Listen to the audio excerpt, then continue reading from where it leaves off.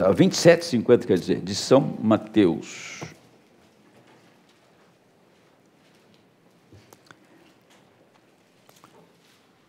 Jesus, clamando outra vez com grande voz, entregou o Espírito.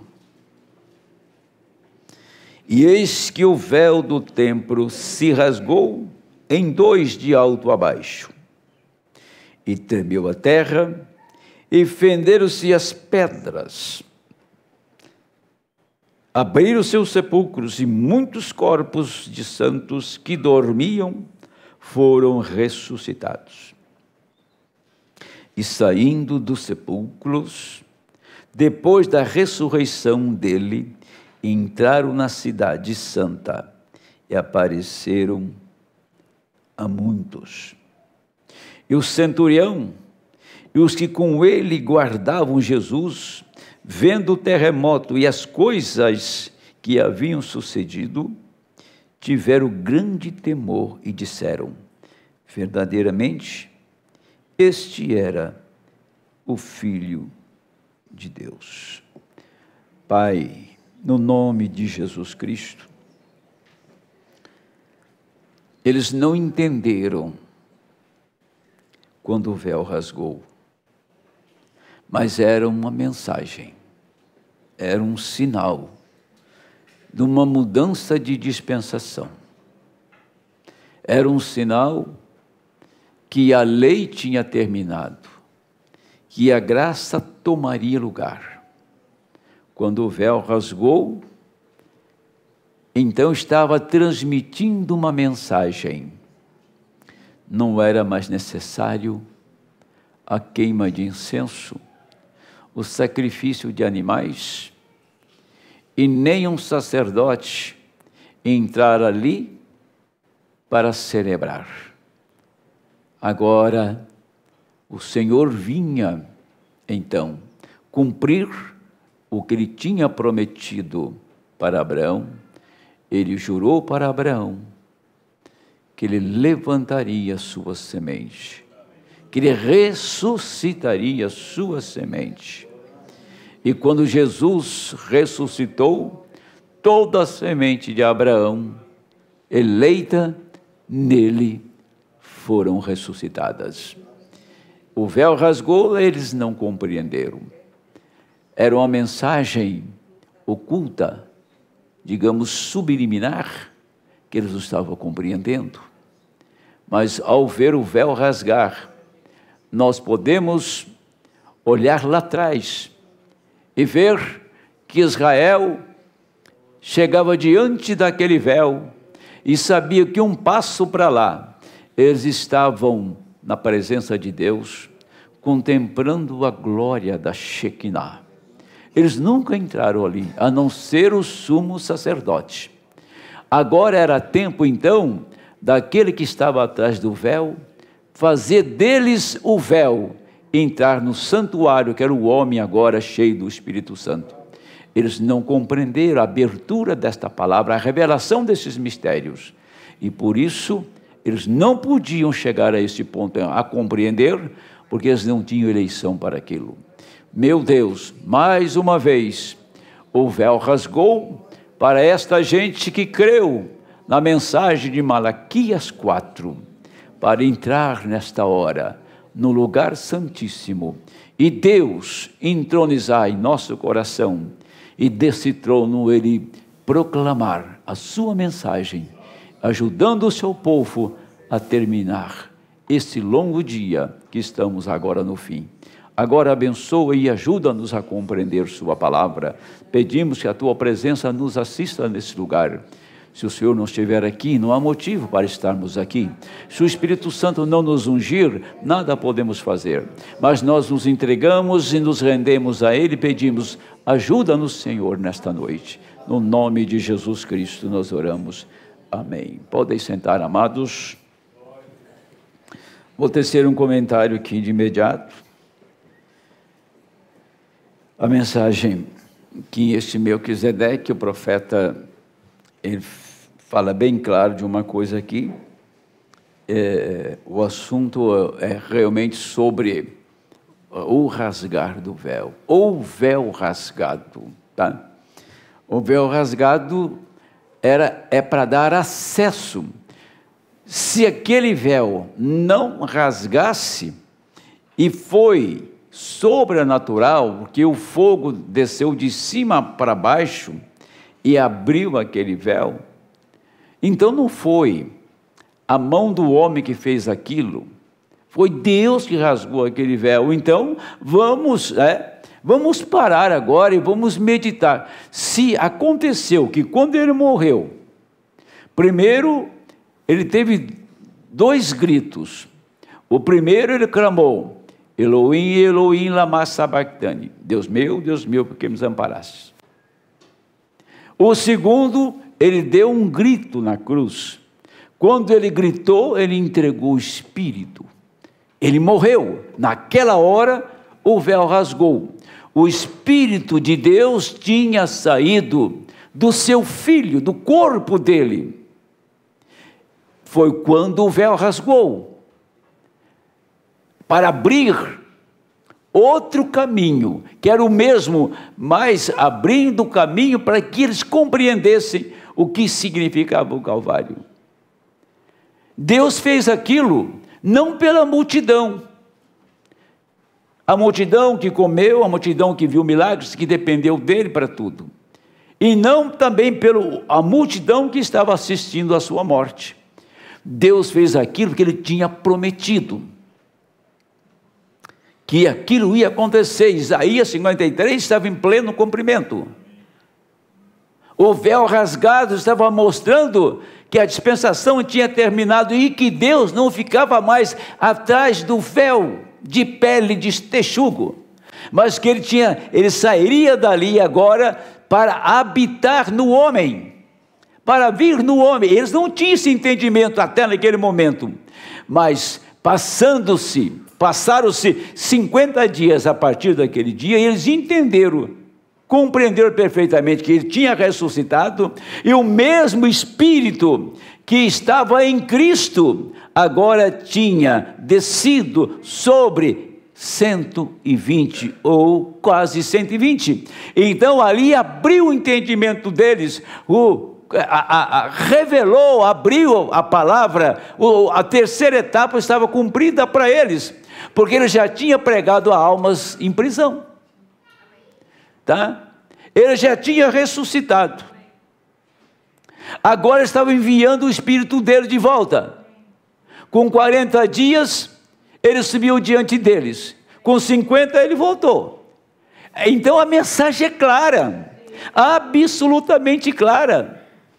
Só mesmo não entendeu quem não estava na linha, na eleição, para entender aquilo, a clareza daquilo, tá?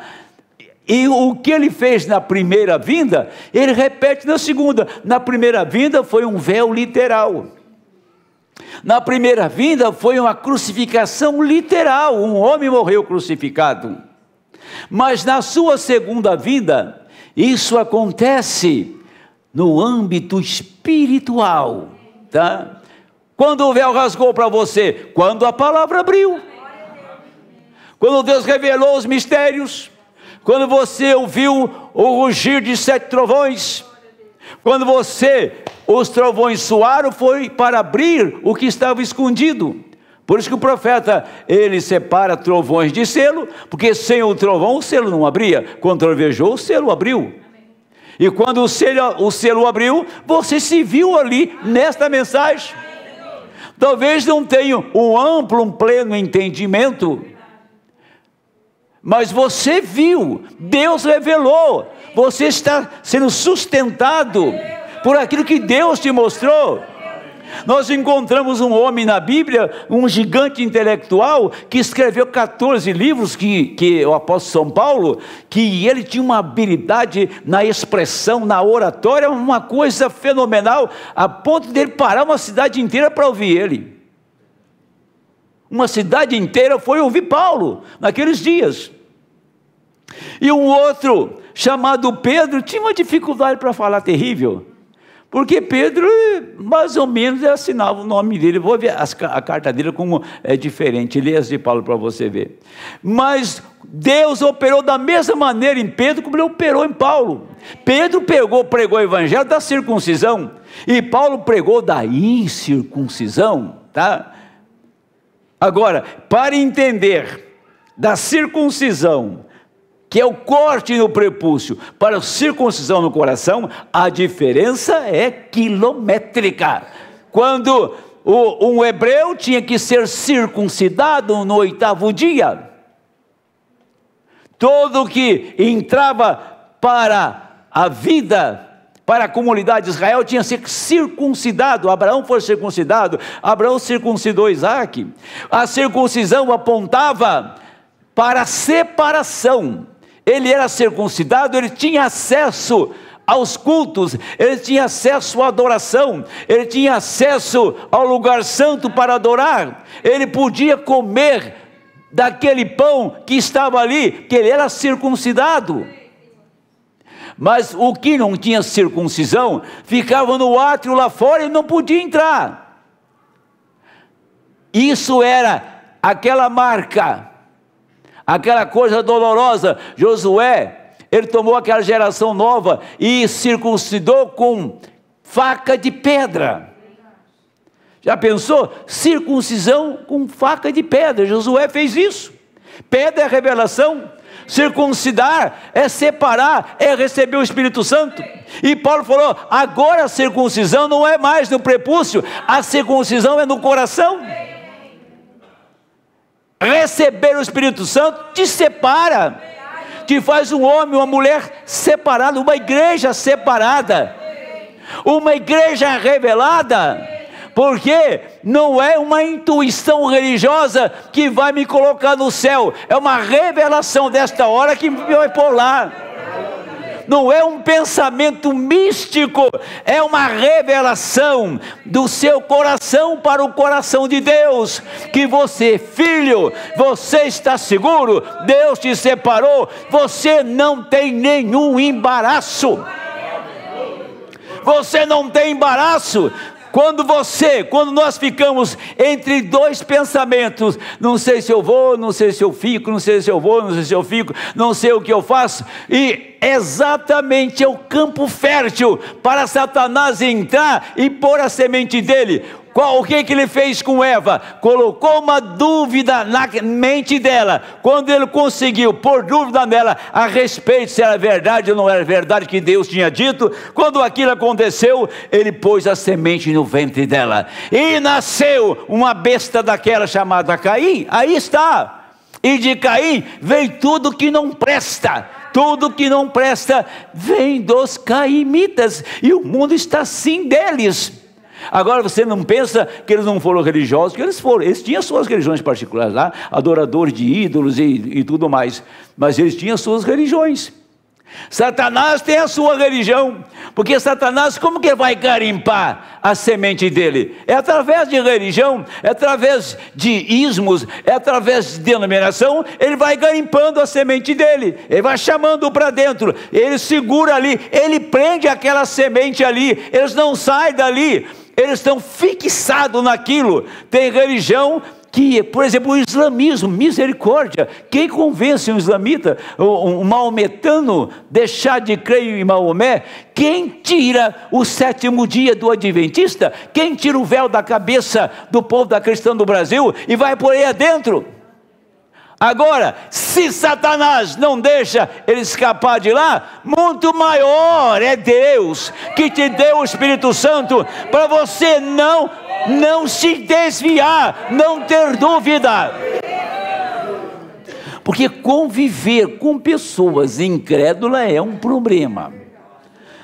Mas só que tem uma coisa, o incrédulo ele não vai fazer nenhuma diferença, porque ele é incrédulo, não sabe nada, é cego.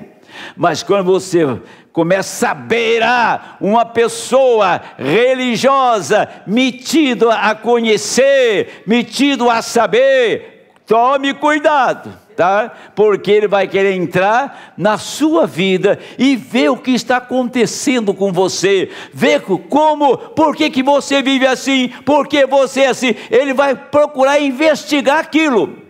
Ele vai tornar-se uma pessoa curiosa a seu respeito. Esse espírito vai tentar arrancar aquilo que está dentro de você, para você aderir àquilo que ele crê, a religião dele. Mas tem uma coisa, diz a palavra: quem pode romper o selo que está lá em Efésios, que diz: está selado até o dia da redenção. Ninguém pode romper esse selo.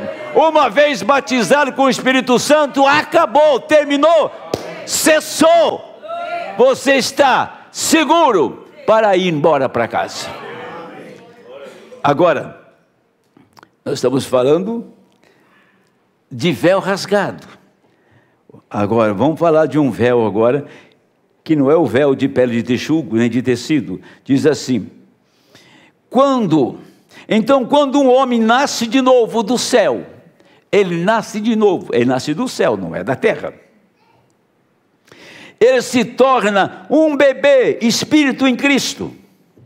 Então, quando este manto de carne cai, há um corpo natural, teofania, um corpo não feito por mãos, nem nascido de mulher.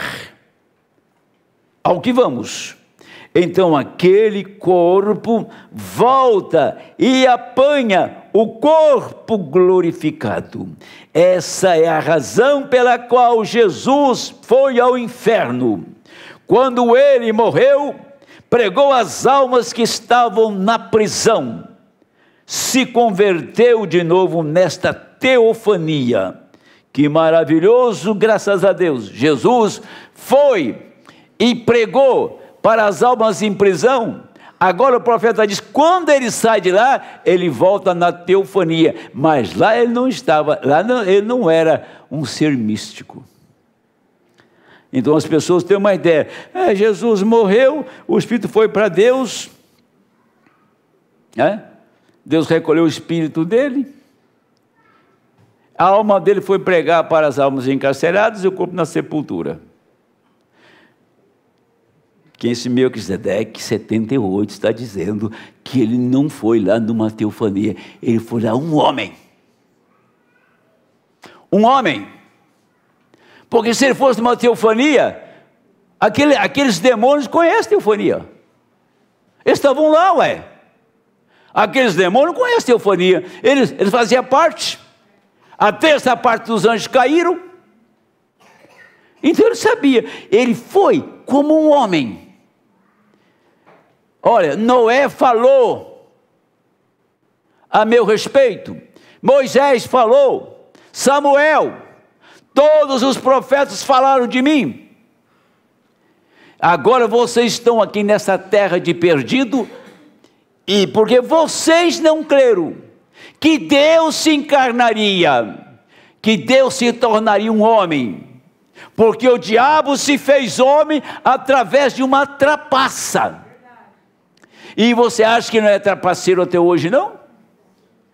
Ele só vai mudando suas estratégias, mas ele é o mesmo trapaceiro, é o mesmo mentiroso. Através de uma mentira, de uma trapaça, ele tomou os genes da serpente, pôs dentro do óvulo de Eva, e ali era o terreno para Satanás aparecer. Toda semente que põe na terra, ela tem que crescer, ela tem que brotar. Se aquela semente foi para a terra, no lugar certo para ser fertilizada, então, como disse o profeta, Deus tem uma lei, põe a semente na terra, ela cresce, ela nasce, essa é a lei de Deus.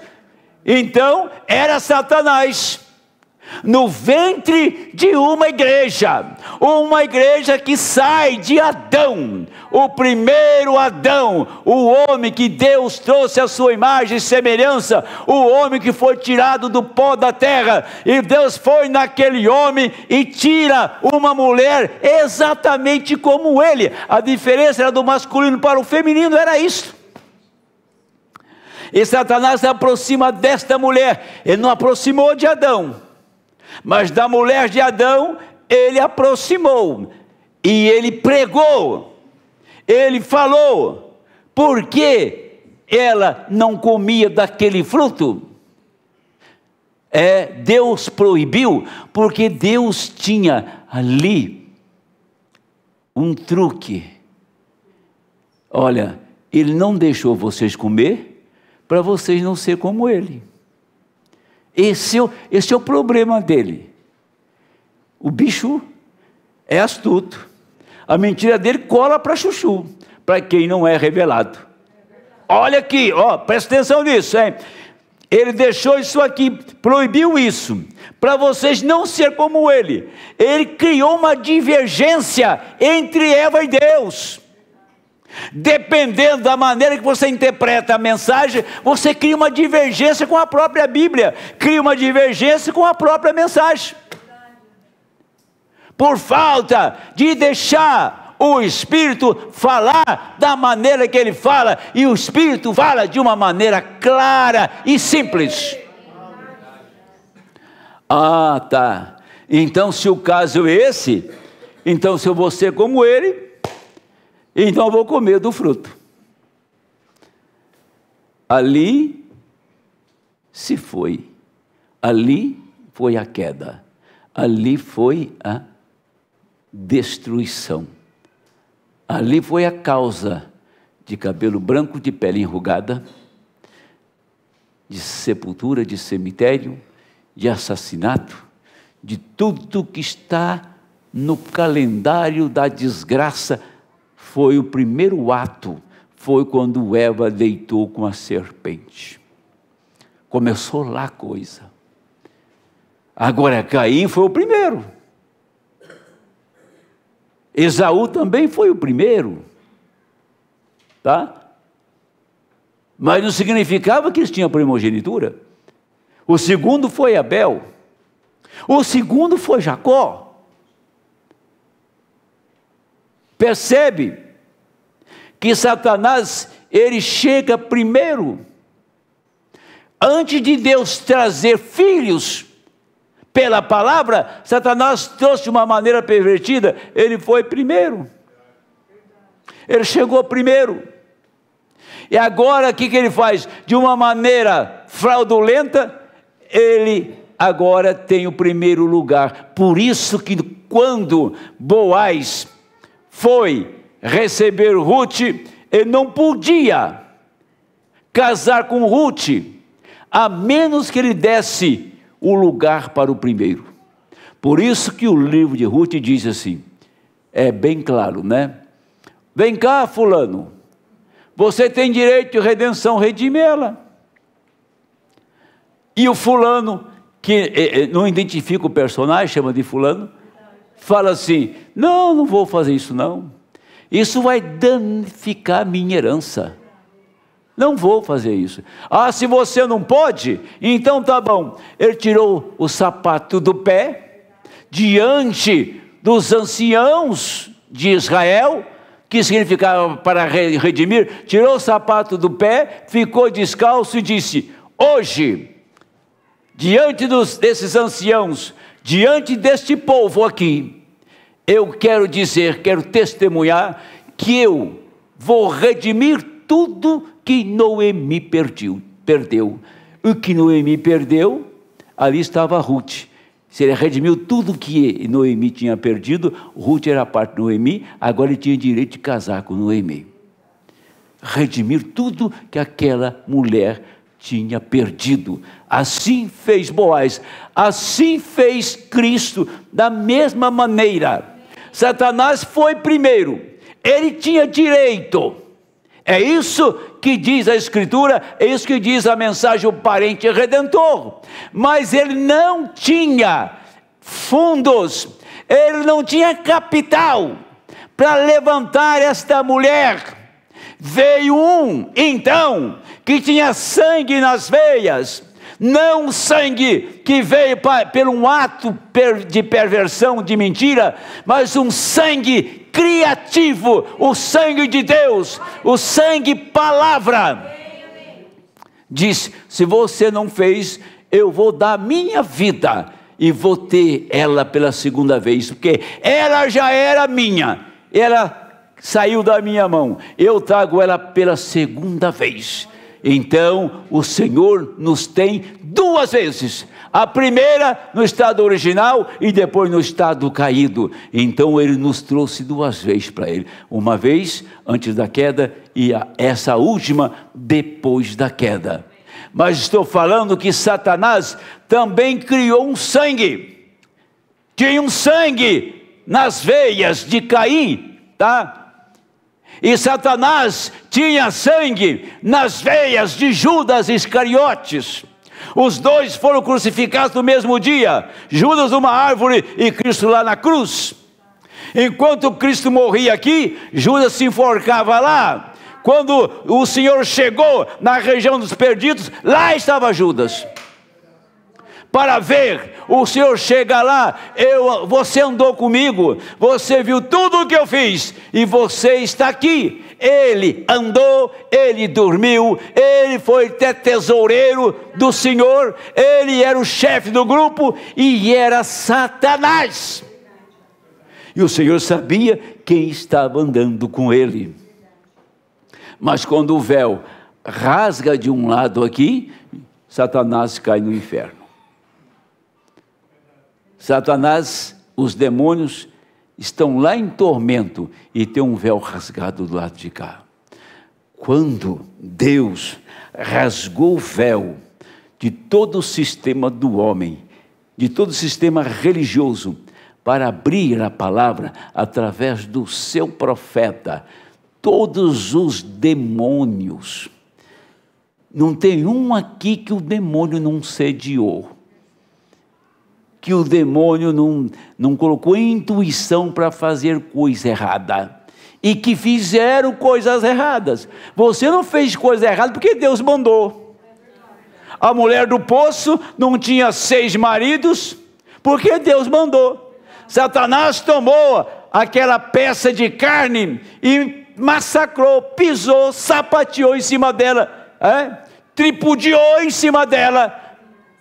Mas ela não era de Satanás, ela não era do diabo. Aquele corpo não vai voltar mais à existência, mas aquela velha mulher não é velha mulher nem mais prostituta, ela é uma redimida do Senhor e ela está na glória.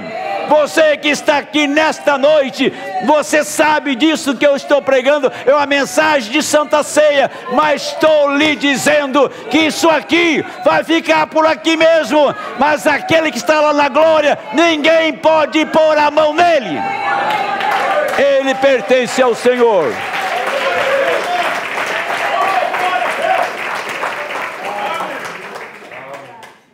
Em 1 Coríntios capítulo 5, versículo 1, se esta casa terrestre de nossa habitação se desfizer, este tabernáculo terrestre, temos outra, temos passado por isso para vir diretamente de Deus ao atributo, para sermos carne, para sermos tentados e provados pelo pecado, como Adão o foi. Porém, quando a prova de sua palavra tiver acabado, então somos elevados a este corpo, que foi preparado para nós antes da fundação do mundo. É a palavra que passamos por alto, e viemos aqui embaixo para sermos tentados e provados. Se tivéssemos vindo através disso, não teria havido nenhuma tentação, haveríamos sabido todas as coisas. Essa é a razão porque Jesus sabia todas as coisas, porque Ele era a palavra antes de ser carne. Então, nós nos tornamos a palavra. Aqui somos formados à imagem da palavra, para sermos participantes da palavra, nos alimentar da palavra, por sermos predestinados desde o princípio. Vejam vocês, aquela pequena faísca de vida que vocês tinham dentro de si, desde o princípio, quando começaram sua jornada. Muitos de vocês podem recordar, se ajuntaram a esta igreja e se uniram àquela igreja e tentaram isto e aquilo e nada satisfazia. Isso é correto, porém, um dia vocês simplesmente o reconheceram. A coisa mais tremenda que eu vejo na minha vida é inexplicável. Não, isso quer dizer, não se explica e não se entende. Como? Todos os pastores que ficaram comigo naquela igreja, que nasceram comigo lá, todos eles ficaram por lá. Todos. E era um contingente de muitos. Inclusive o Santiago era do meu tempo. Valdemiro Santiago.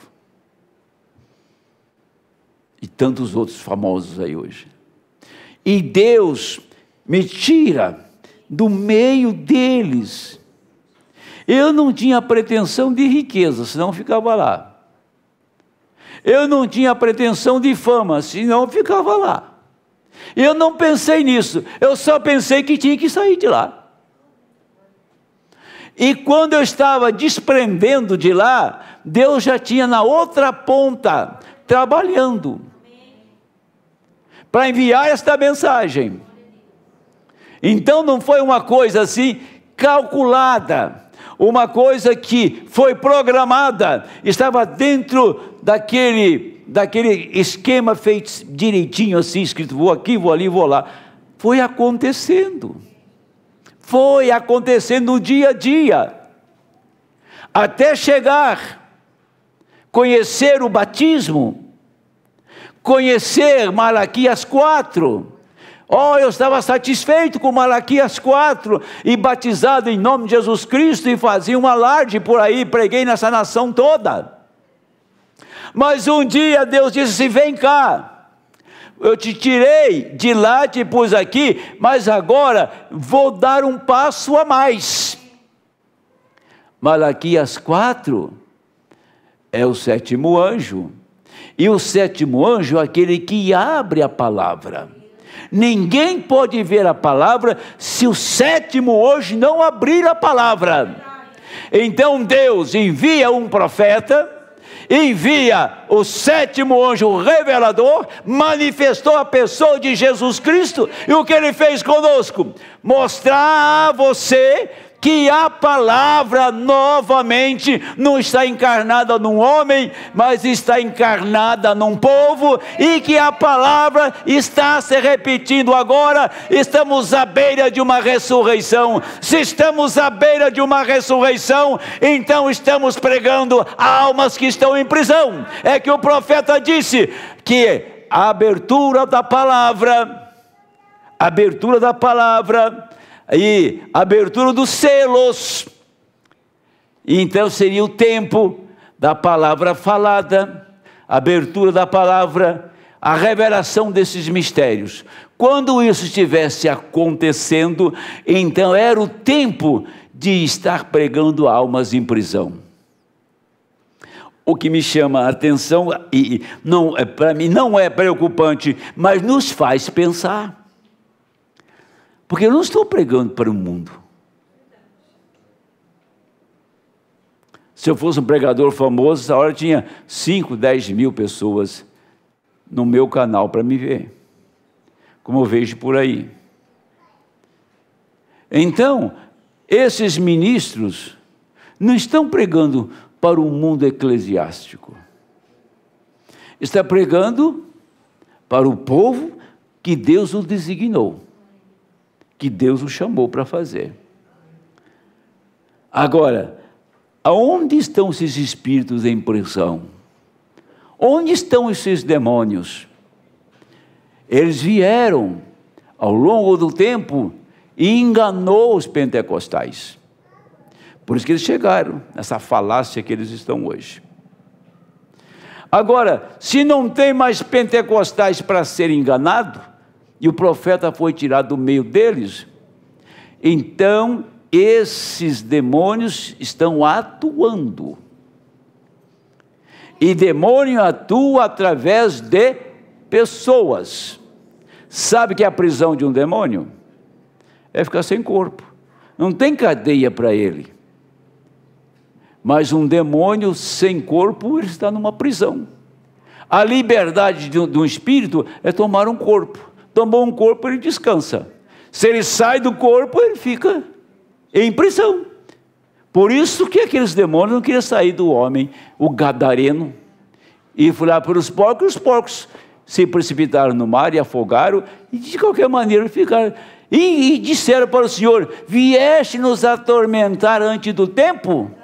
Passaram-se 2000 anos, agora é o tempo dele. Agora é o tempo de Satanás, sim, ele ser tirado completamente de cena. Ele não pode mais atuar. Esse é o fim dele. Ele sabia que tinha um fim. E ele está jogando com todas as cartas que ele tem nesta hora final. Todas as cartas, todos os meios. Ele inventou a internet, ele inventou o celular, ele foi inventando coisas, e a ciência foi se multiplicando. Eu vou tirar o tempo desta gente, eu vou arrumar um meio de distraí-lo da mensagem, eu vou arrumar uma maneira de enganá-los, eu vou colocar na mão deles coisas mais interessantes do que a palavra. Eu duvido se tem alguma coisa mais interessante do que isso para você. Amém? Quando isso não é interessante para você, tem alguma coisa errada. É isso que ele fez. É por isso que as pessoas passam o dia todo, fica monótono, né? E passa o dedo, e rola o dedo, e vai e volta o dedo. Aí já faz 3 horas que eu estou com o dedinho assim, não é, irmão André? Mas como esse tempo é engolido tão fácil, a manhã inteira, já é meio-dia, mas nem almoço eu fiz, está 5 horas ali mexendo. O que ele está fazendo? Perda de tempo, misericórdia, meu Deus, tanta coisa boa para fazer, tanta coisa boa, tanta Bíblia, tanta mensagem para ler, Bíblia para ler, joelhos dobrados, orar um pouco e estar na presença de Deus, cantar uns hinos ali, louvar a Deus, tanta coisa para fazer, mas isso aqui é um abismo sem fundo, você rola, não chega no fim.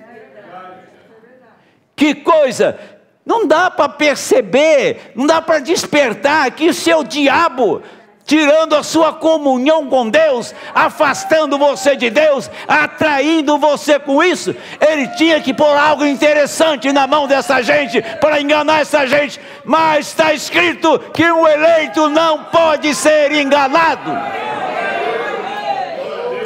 Diabo, bicho terrível, rapaz. Deixa eu ler algo aqui, onde está? Sim. Fazendo uma obra para Deus. Jesus foi sacerdote e rei, também foi homem. Agora eu quero que você preste bem atenção aqui. Eu não vou delongar porque é ceia. Deixa eu beber água agora, né? Eu não vou estragar o que Deus me deu.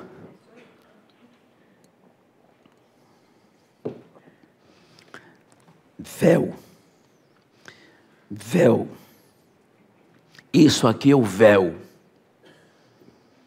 Você tem que pegar e entrar dentro deste véu, para você encontrar com Ele. Paulo falou disto. Moisés usava um véu para esconder a glória que nele estava, na face de Moisés. Moisés escondia. Depois, quando a glória desvanecia, ele levantava aquele véu. Aquilo estava apontando que um dia a glória do Senhor viria e não seria mais como esconder, porque a glória do Senhor está em sua palavra. Se você fala, glória, o que é glória para você? Glória é saber que você tem um corpo, que você será transformado. Glória a saber que esta palavra saiu da letra e tornou-se carne. Glória a saber que você foi redimido. Glória a saber que não há condenação para aqueles que estão em Cristo Jesus. Glória a saber que você estará naquela manhã de ressurreição. Esta glória está dentro do eleito. Eu estarei naquela manhã de ressurreição. Sim, eu estarei naquela manhã. Esta palavra tem me dito que eu estarei lá. E eu creio nesta palavra. Eu vivo por ela. Eu estou 24 horas meditando nela. Ela me redimiu. Ela me levantou. Me tirou do caos. Me tirou do cárcere. O cárcere do mundo. A prisão do mundo. Me livrou das garras dos demônios. Então eu sei que essa glória está atrás deste véu e me levantará um dia para casa. Amém.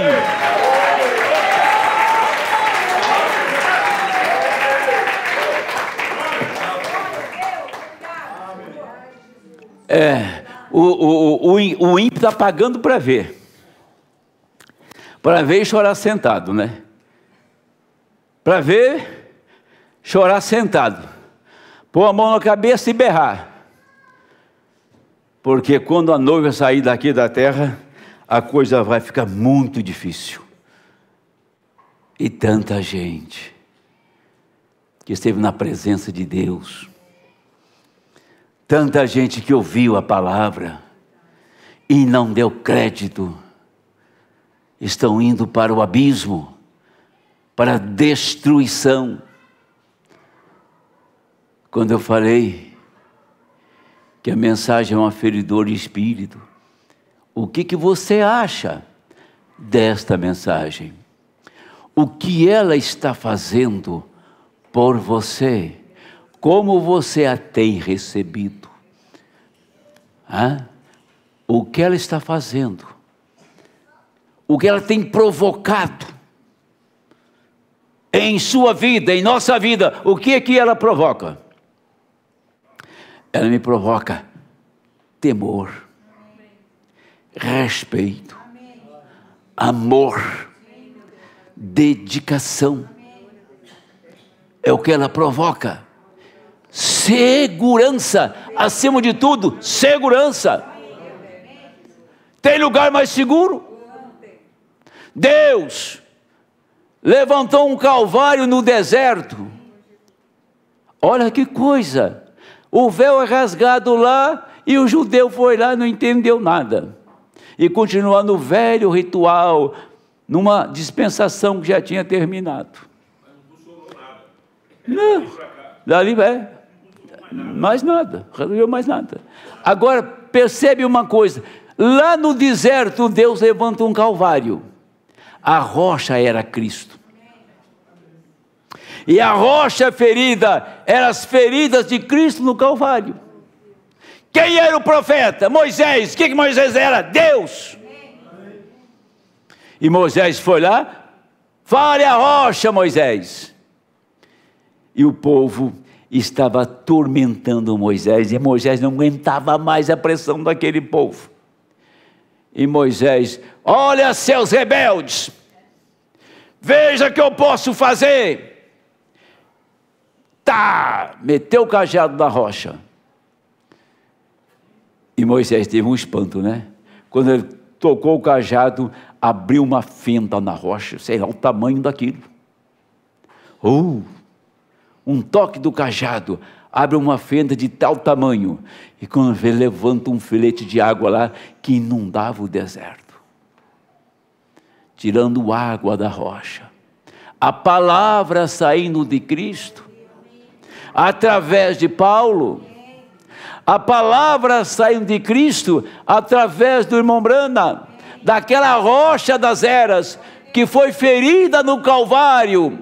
Paulo tirou 14 livros, o profeta tirou 1.200 mensagens, abriu a palavra, de onde foi?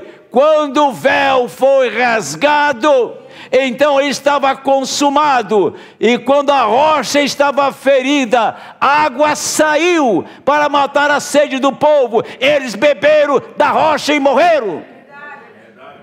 mas nós estamos bebendo desta rocha nesta noite, bebendo desta palavra nesta noite. Sim, senhores, estamos bebendo desta palavra.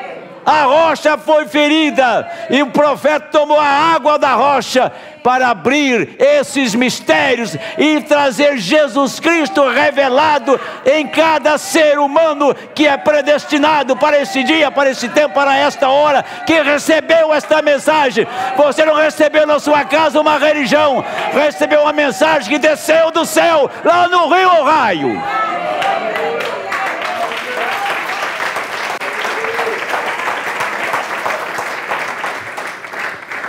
Aquilo foi grande. Fica pertinho do tabernáculo, lá no Rio Ohio, onde o profeta estava fazendo batismo. 500 pessoas sendo batizadas. A pessoa de número 17 ele ia batizar. O céu rasgou. Isso houve no dia de João. Só no dia de João que o céu abriu e a pomba veio sobre o cordeiro. O céu abriu e falou com aquele homem. Então ele sabia que ele tinha uma mensagem e tinha um povo. Deus não envia uma mensagem se não tiver uma necessidade e um povo. E Deus separa o homem para aquele dia, para aquela hora, e o capacita para transmitir aquela mensagem. Se tem uma mensagem, porque tem gente para ser salva. Se tem uma mensagem, tem uma igreja para ser liberta. Quando o profeta fez aquilo, lá no Rio Ohio, eu não era nascido. Ninguém aqui era nascido. Estamos falando de um ministério. Moisés nasceu e a mãe colocou numa arquinha de junco lá no rio Nilo. Uma coisinha frágil. Um crocodilo dava um pulo, arrebentava com aquela arquinha de junco e comia Moisés e acabou. Mas aquela mãe foi dotada de uma sabedoria divina, de colocar um odor naquela arca. Eu não sei o que era, sabia. Aquele odor era a palavra. Aquele odor era a revelação. O diabo fica desesperado quando vê uma pessoa revelada. Ele não comeu Moisés porque a arca estava betumada, a arca estava construída e a mãe colocou um perfume lá que os crocodilos não suportavam aquele cheiro. Aquele cheiro era o cheiro de Cristo, era o cheiro do Senhor. Satanás mandava o crocodilo faminto para comer aquela criança, ele pulava para trás e não aproximava da arca. Algo sobrenatural estava acontecendo no rio Nilo. Sim, Deus está conduzindo um profeta para libertar um povo. Ou você acha que aquela mãe fez aquilo? Qual foi a intuição dela? A inspiração que ela teve para pôr aquele perfume na arca. E depois, a própria irmã vai lá e recebe o irmão, vai criar na casa de Faraó. Que coisa boa, né? Foi criado no palácio. Trabalhou para Faraó. Hebreu, com cara de egípcio. Nunca foi egípcio, sangue hebreu na veia. Criado lá. O Senhor disse, um dia você vai destruir isso aqui. Vai ter um tempo que você vai destruir tudo isso que você construiu aqui. E chegou um tempo que Moisés destruiu o que ele tinha construído, o Egito. Tem um tempo em nossa vida que nós temos que destruir o que nós construímos. Acabar. Tem pessoa que não é capaz de escapar, de se libertar de certos costumes que é uma coisa nefasta na vida dela. Palavrinha pesada, é nefasta.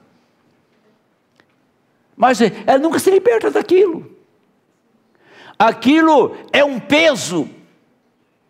Mas Moisés, quando ele sabia quem era a mãe dele, e que não era aquela moça, filha de Faraó, mas que era aquela outra ali, Joquebede, e quem criou ele lá no palácio foi própria Joquebede que amamentou Moisés.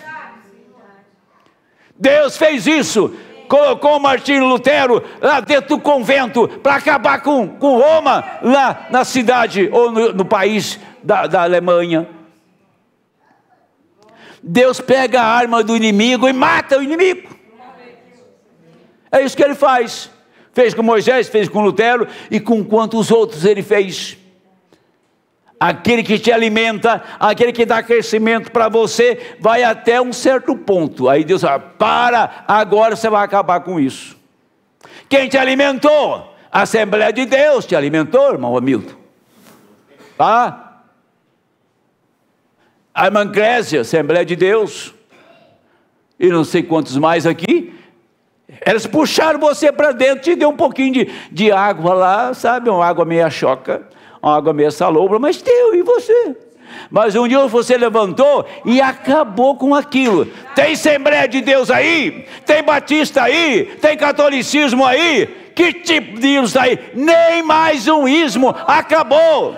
Você acabou com aquilo que te criou, que te alimentou, que te sustentou. Hoje não existe mais. É isso que Deus faz. Quando o homem é liberto, Deus tira tudo o que está nele e coloca ele lá dentro, põe o espírito dele lá e acaba tudo aquilo. Por isso que não funciona. Na mensagem, ideia religiosa não funciona, não vira de jeito nenhum, é problema, né? Ô Senhor, me ajude agora. Aqui está. Agora vai ficar bem solene isto. Quando o irmão Branham pregou, lá em Chicago, uma mensagem, e que atraiu aqueles ministros para ser batizado. E aqueles ministros nunca apareceram. Foi a coisa mais simples que houve. Não foram. Não foram.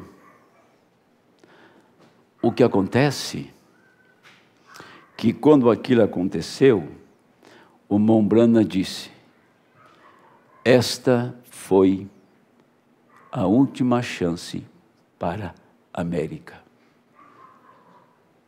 Lá em Chicago,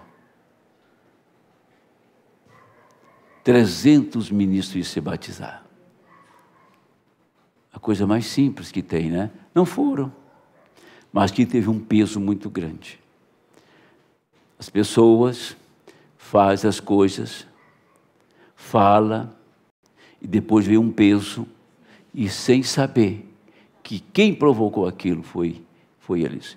Quem derrubou a América não foi o catolicismo, quem afundou a América foi o protestantismo que afundou a América. Levou a igreja a se mundanizar como eles se mundanizaram. A ordem é essa.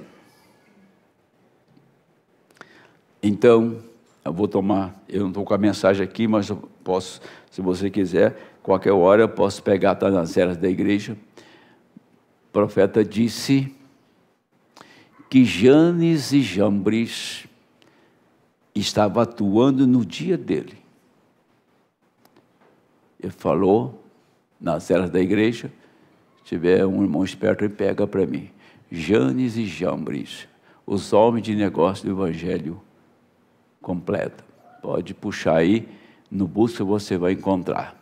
Está nas eras da igreja. Eles eram Janes e Jambres. Porque o profeta disse, você acha que a habilidade nos negócios te dá direito para pregar a palavra? Deus nunca levantou homens inteligentes, segundo o mundo, e nem empresários para pregar a palavra. Deus chamou o homem que ele escolheu e não importa da onde. porque os homens de negócio citaram esta frase que eu vou dizer aqui: o quíntuplo de Efésios não é mais suficiente para levar esta palavra, tem que ser os homens de negócio. Está aí, onde eu falei, pode procurar que está aí. Quando eles disseram que o quíntuplo de Efésios não era mais suficiente, não tinha mais a comissão para trazer a mensagem para a igreja pulando rápido, e eles tomaram e invadiram os púlpitos. Ele falou: agora está Janes e Jambres aí.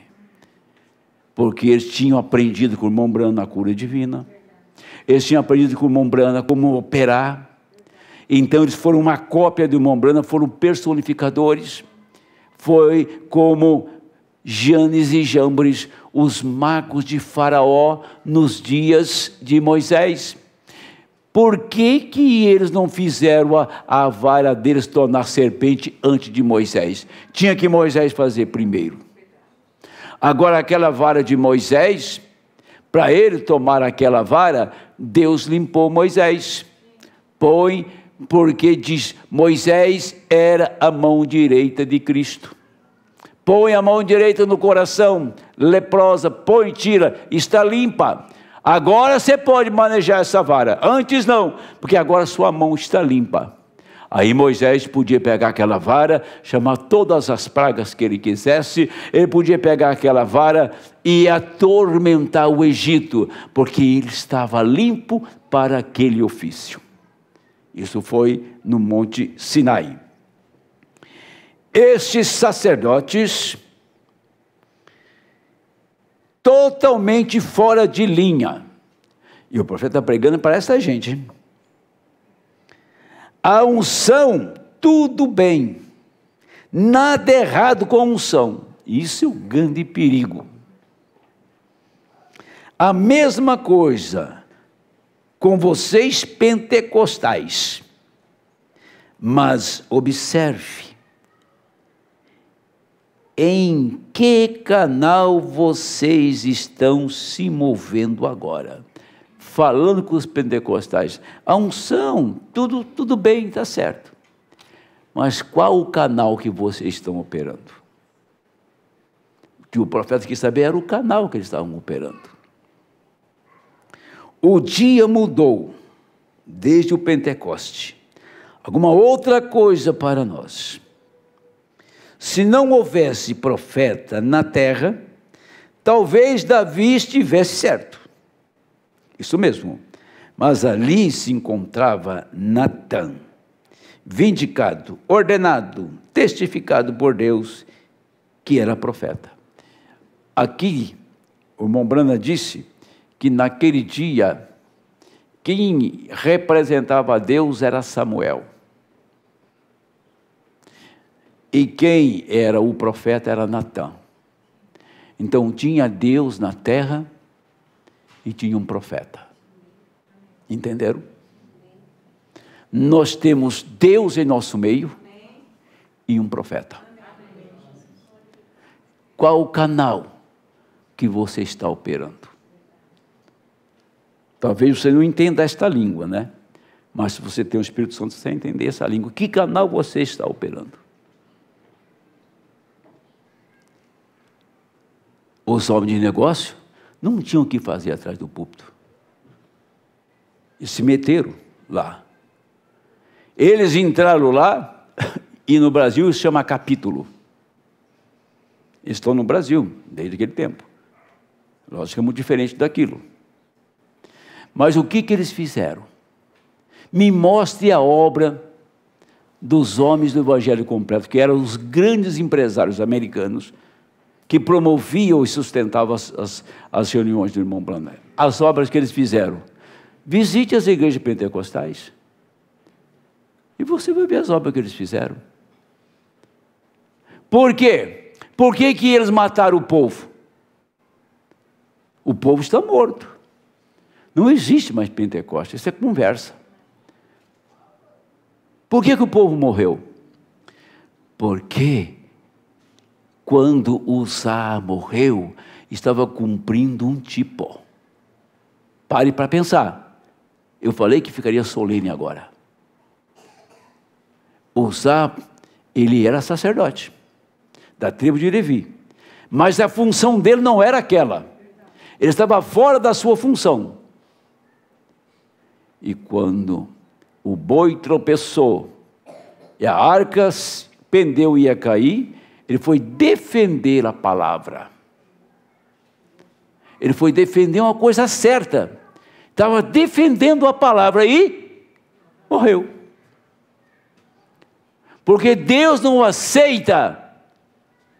A palavra, ela é suficiente para cuidar dela. E Deus não aceita pessoas não comissionadas para o trabalho do Senhor, o ofício, que se mete naquilo. E ele se meteu naquilo. Davi disse o profeta, lá estava Natã, por que ele não foi atrás de Natã? E lá estava Samuel, por que ele não foi consultar Samuel? Foi fazer do jeito deles, o nosso jeito que é o certo. Vamos pegar a palavra, pôr no carro aqui, e vamos dar uma grande festa. O profeta disse, a unção estava perfeita. Mas o canal estava errado, não tinha ninguém ali que podia fazer aquilo. Davi não podia carregar a arca, ele era rei. Quem tinha que carregar a arca eram os levitas, que tinham o cargo de trabalhar com a palavra.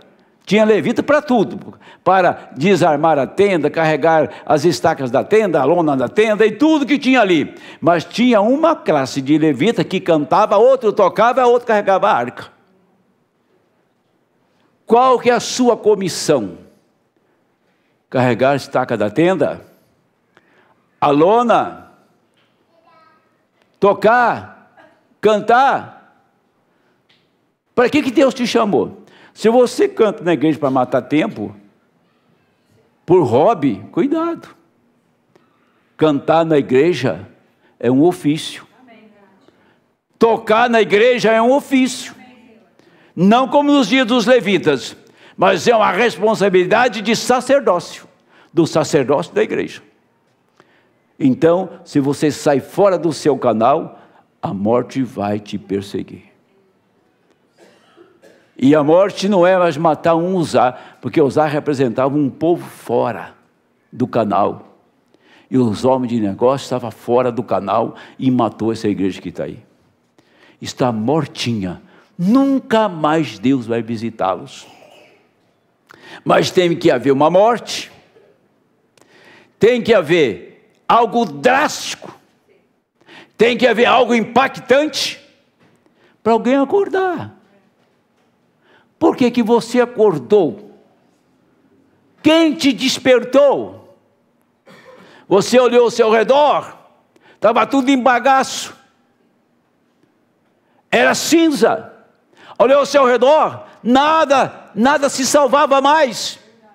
Você não via mais sinceridade numa igreja.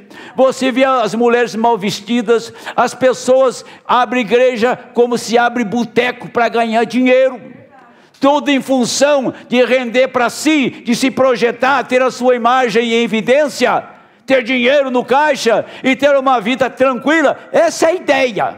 Essa é a ideia de abrir uma igreja. Tá? E está cheia dela por aí. Tem uma em cada esquina. Por quê? Aí você olhou ao redor, estava tudo morto. Tem que haver um lugar que tenha vida. Tem que haver outra rocha ferida. Tem que haver uma saída. Porque nós tínhamos consciência que aquilo não estava certo, mas sair desse imbróglio, que jeito? Escapar desse emaranhado, que jeito? Não tinha para onde sair. Mas um dia, uma pomba alçou voo e foi lá onde você estava, bateu na porta da arca e disse: aqui estou. E você encontrou a saída. Deus foi a sua saída, a palavra foi sua saída, abriu a porta e aqui estamos.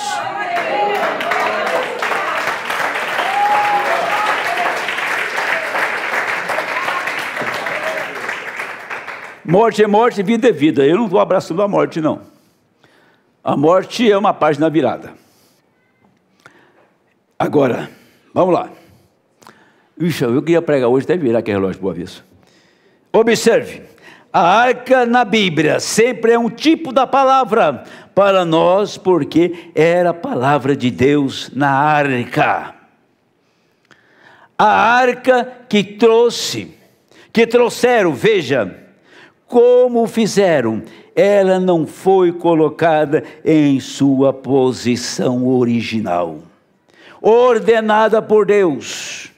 Agora, Deus disse que ali atrás, na lei, como devia ser feito, como esta arca devia ser movida, e por quem devia ser movida. Porém, Davi, sob a unção. Unção é uma coisa, se a pessoa está ungida no lugar errado, é um problema.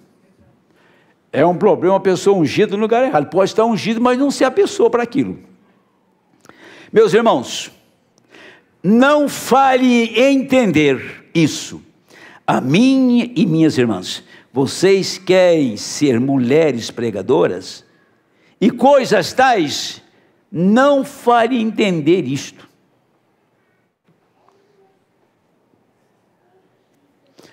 Não importa quanto seja a sua unção, você tem de se pôr na posição provida por Deus. A unção de Davi estava bem, mas ao fazê-lo, ele se entusiasmou e cruzou a linha divisória. O que ele fez? Cruzou a linha divisória. Ao invés de colocar a arca em sua posição original, ele a transportou em um carro novo e não sobre o coração dos levitas. Ela devia ser transportada no ombro dos levitas, o qual está acima do coração. A palavra não está na mente, está no coração, não em um carro novo. O que foi isso?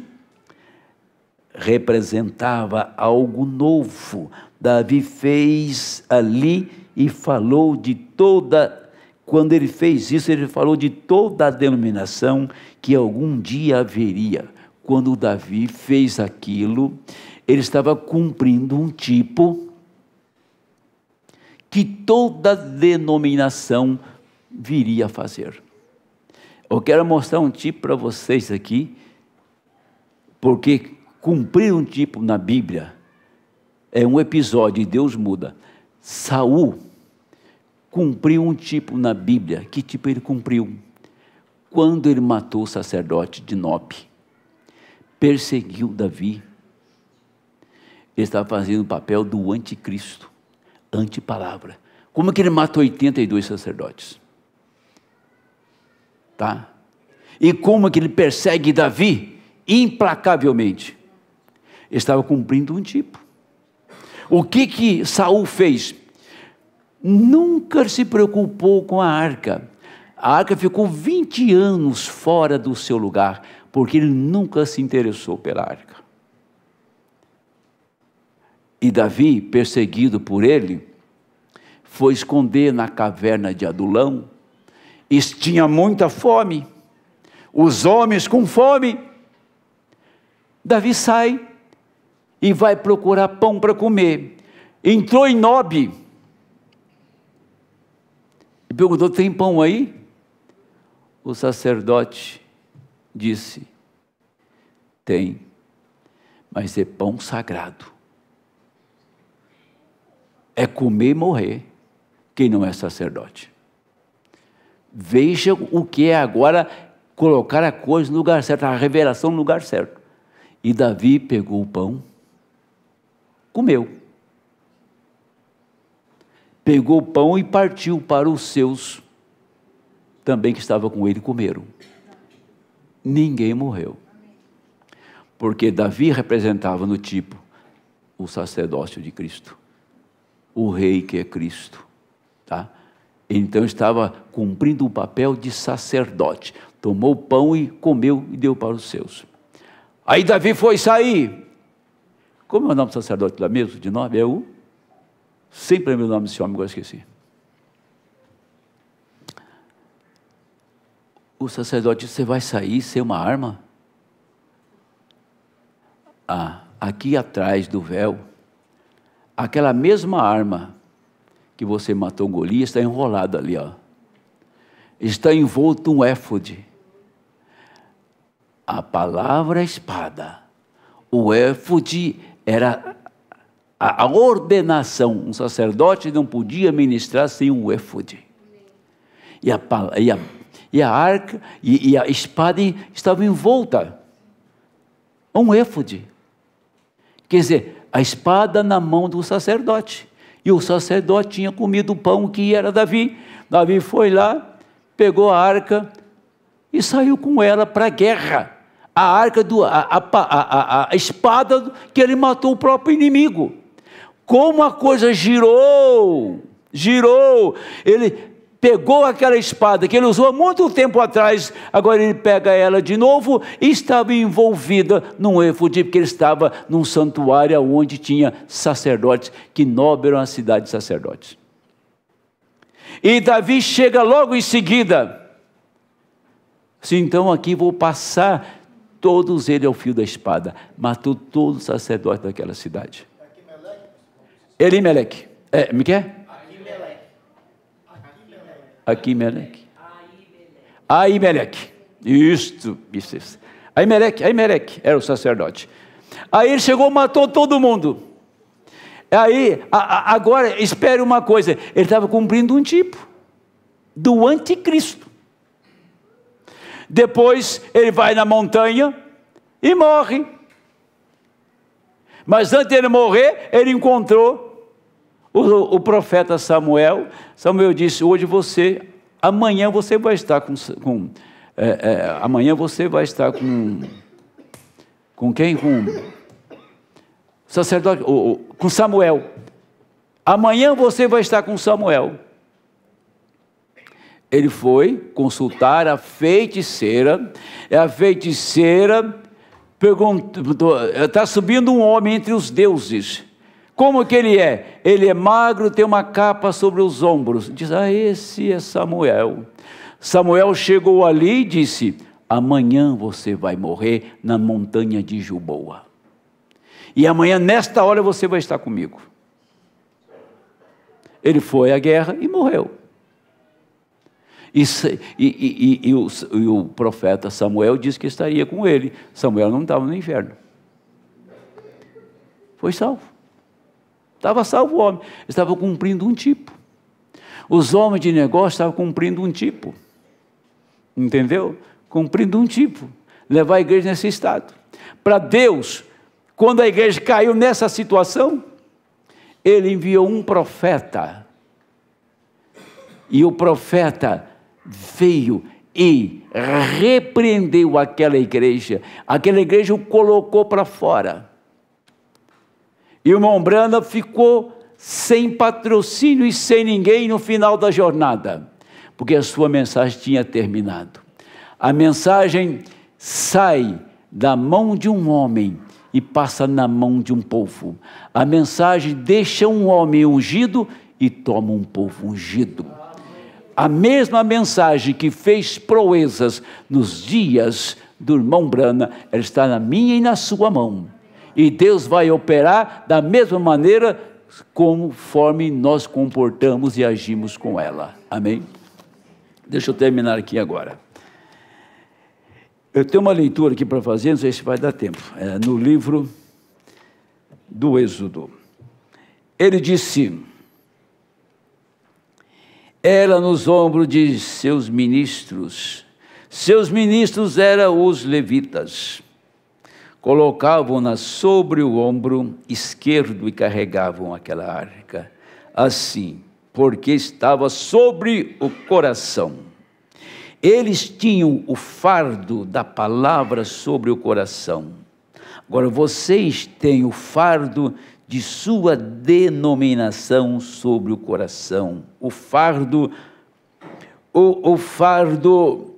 de sua congregação. Se vai construir isto, ou vai fazer aquilo, ou vai fazer outra coisa, o fardo, construir, o fardo de quantos mais vai trazer a sua denominação, ao invés do fardo da palavra do Senhor, até que esse povo veja somente a palavra de Deus e nada mais. Mas estão carregando até mesmo aqui no concílio ecumênico, sobre os ombros. Eu não quero me tornar crítico, que Deus me ajude, estou somente lhes dizendo a verdade. Agora, influenciados por credos, concílios ecumênicos, a verdadeira palavra da estação, daquela era, foi ignorada, porque eles tinham muita emoção. Porém, Davi, o rei ungido, ele era rei, mas era rei ungido. Você diz, eu sou ministro ungido, então permaneça ministro, não tem que ser profeta. Está vendo? Se você é evangelista, permaneça evangelista. Lembre-se de Uzias, assim eu termino. Lembra-se de Uzias?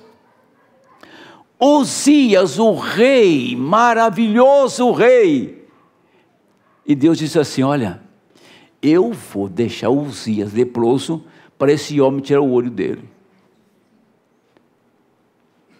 Então, Uzias, o que ele fez? Qual foi o pecado de Uzias, você sabe? Ele pegou o incensário. Incensário é ir na presença de Deus e oferecer intercessão. Ele tomou o lugar do sacerdote. Não, eu sou um rei, que ninguém prosperou mais do que eu tenho liberdade para fazer o que eu quero. Então, todo aquele grupo de sacerdotes disse, não faça isso. Ele não respeitou a orientação do sacerdote, ele não respeitou a orientação que recebeu, porque ele era rei, eu mando. Entrou no santuário, quando ele balançou o incenso, subiu a fumaça, ele ofereceu o incenso, virou, saiu dali, foi levado a um leprosário, separado do povo. Nunca mais ele subiu no trono, nunca mais entrou no santuário, nunca mais ele esteve diante do povo e morreu. E quando ele morreu naquele estado de lepra, e lepra é pecado, Isaías correu no santuário, Senhor, um homem como esse morre nesse estado leproso. Quando ele entrou, a glória de Deus desceu e os umbrais estremeceram, envergaram, ele ouviu o Senhor enviando para pregar. Então teve que morrer Uzias para manifestar o ofício no profeta Isaías. Ele foi enviado para pregar a palavra e profetizar sobre a vinda de Emanuel. Então, nós temos que fazer Uzias morrer. Tem pessoas que carregam Uzias dentro dele. Cuidado que você vai ficar leproso. Ele carregou Uzias dentro dele o tempo todo, e Deus matou Uzias para levantar o profeta Isaías. Olha como Deus trabalha. Deus não permite que a sua palavra tenha um obstáculo que prenda ela. Você pode lutar contra a palavra, um dia ela vai acabar com você. Você pode descrer no que eu estou pregando. Eu estou aqui alicerçando, substanciando o que eu estou dizendo aqui, nessas mensagens. Mais uma coisa eu quero dizer para a minha igreja: quando Deus está em cena, falando, e o Espírito Santo está bem na linha naquela hora, preste atenção, porque ali é um lugar muito perigoso e pode passar do outro lado da linha da misericórdia para o juízo. Agora eu vou encerrar. Se eu achar escrito, já achei. Êxodo 34 e 29, vamos ler. Já estou passando meu horário. 34 e 29. E aconteceu que, descendo Moisés do monte Sinai, E Moisés trazia as 2 tábuas do testemunho em sua mão. Quando desceu do monte, Moisés não sabia que a pele do seu rosto resplandecia, depois que o Senhor falara com ele. Olhando, pois, Arão e todos os filhos de Israel para Moisés, eis que a pele de seu rosto resplandecia, pelo que temeram de chegar-se a ele. Então Moisés o chamou, e Arão e todos os príncipes da congregação tomaram a ele, e Moisés lhes falou. Depois chegaram também todos os filhos de Israel, e ele lhes ordenou tudo o que o Senhor falara com ele no monte Sinai. Assim acabou Moisés de falar, quando eles tinham posto um véu sobre o seu rosto. Moisés pôs o seu rosto e começou a falar, repetir as palavras do Senhor atrás do véu.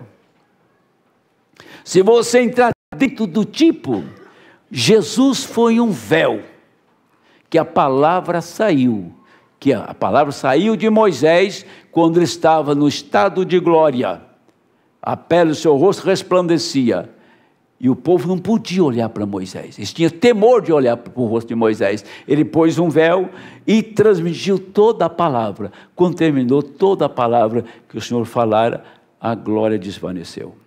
Paulo toma isso aqui e diz, olha, nós não somos como Moisés, que tem que colocar um véu para falar, ou assim diz o Senhor.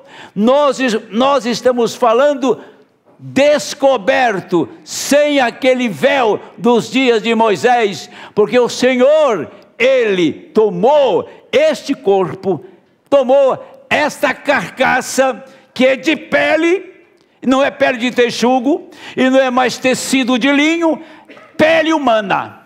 Ele entrou atrás desta pele, sem véu, para falar com o povo. O profeta William Branham nunca pôs véu, Paulo nunca pôs véu, e nós não colocamos véu, mas aquele véu representava que a palavra sairia de trás do véu e se entraria no coração do povo. Mas quando o véu rasgou, terminou os dias de pôr o véu, de ter um véu, onde a glória da Shekinah manifestava, onde o sumo sacerdote entrava ao redor da arca, para colocar o sangue do cordeiro, porque o verdadeiro cordeiro já tinha derramado o seu sangue, e não podia mais ter véu, não era necessário mais ter véu. E nesta noite falamos, adoramos, louvamos, pregamos, profetizamos de rosto sem véu, porque a glória do Senhor está dentro de você, na sua alma. Agora não é o homem falando, agora é o Senhor falando através do homem. Amém.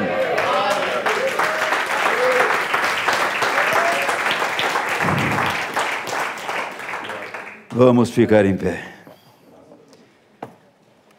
Oh, Senhor, nos ajude.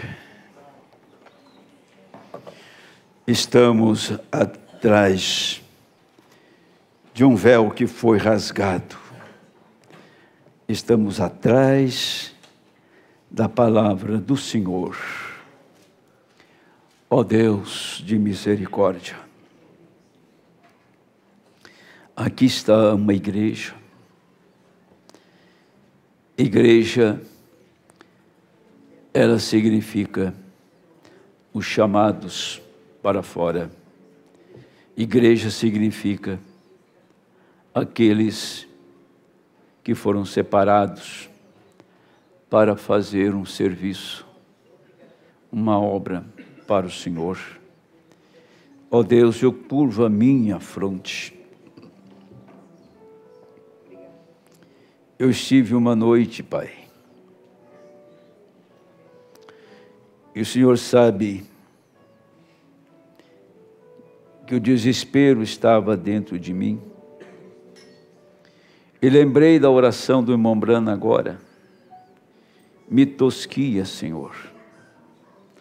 E o profeta disse, o Senhor me tosquiou, tirou minha esposa, tirou o meu bebê, tirou meu pai, tirou meu irmão. Eu fui tosquiado, mas permita-me ficar ao seu lado. Deixa-me continuar, Senhor. Meu Deus, entendemos que os nossos dias acabaram. Entendemos que tudo está terminado. Entendemos que o tempo já se foi. O anjo disse que o tempo não seria mais. Não haveria mais tempo. Isto falando que o Evangelho não entraria mais em nenhum lugar, a não ser no coração eleito, que não haveria mais intercessão pela igreja, só pelo eleito.